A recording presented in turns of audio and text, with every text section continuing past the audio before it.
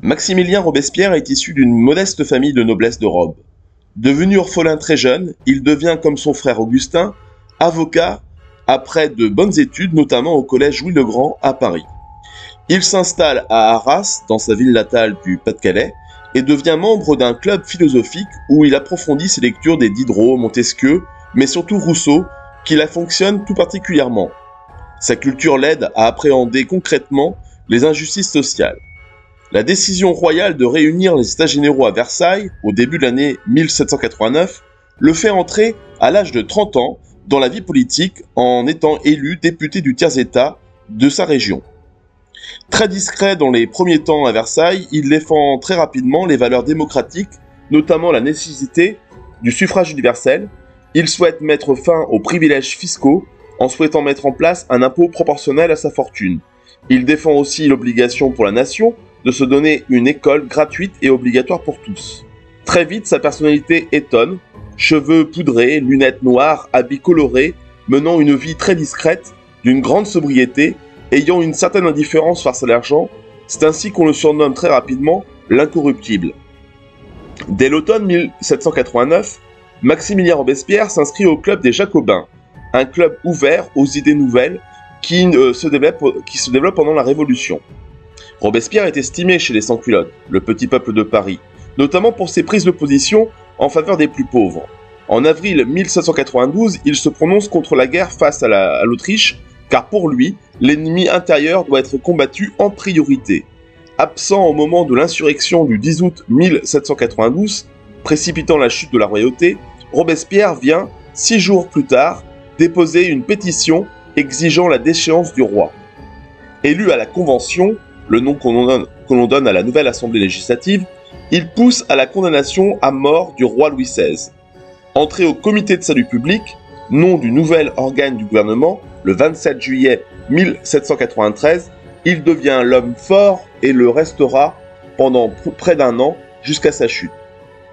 Soutenu à l'Assemblée par les députés républicains exaltés, appelés les montagnards, Robespierre incarne la dictature terrible.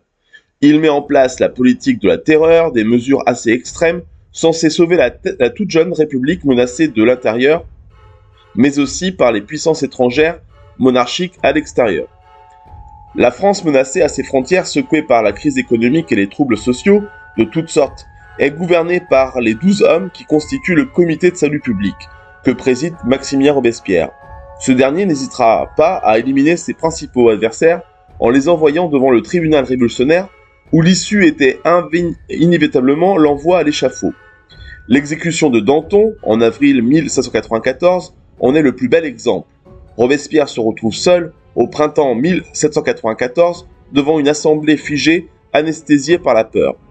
Les mesures prises de plus en plus extrêmes commencent à lasser et beaucoup réclament, en silence, un retour à l'apaisement.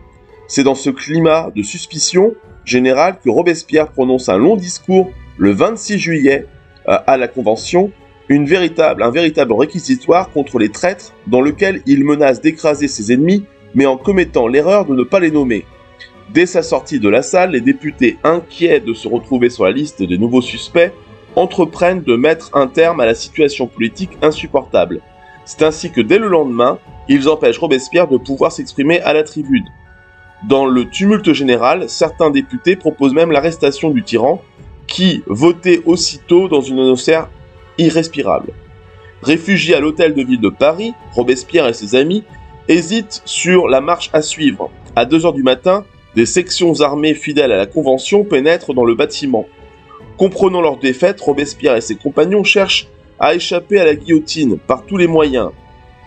Le jeune frère de Robespierre, Augustin, se jette par la fenêtre. Couthon se fracasse dans l'escalier, Lebas se tue d'une balle de pistolet, et Maximilien Robespierre, qui veut l'imiter, s'emporte la mâchoire. Les survivants sont conduits à la prison de la Conciergerie à Paris, et dans l'après-midi, après plus de 12 heures de calvaire, accompagnés par une foule en liesse, ils sont amenés jusqu'à la place de la Révolution, actuelle place de la Concorde, pour y être exécutés. Robespierre demeure une figure majeure de l'histoire de France, comme en témoignent les nombreuses publications qui sont apparues depuis sa mort. Il est l'une des principales figures de la Révolution française et demeure l'un des personnages les plus controversés de cette période. Pour certains, il fut surtout le défenseur de la paix, de la démocratie directe et de la justice sociale, un porte-parole des pauvres et l'un des acteurs de la première abolition de l'esclavage en France. Pour les autres, il souligne son rôle important dans l'instauration de la terreur et la nature autoritaire du comité de salut public et donc de son gouvernement.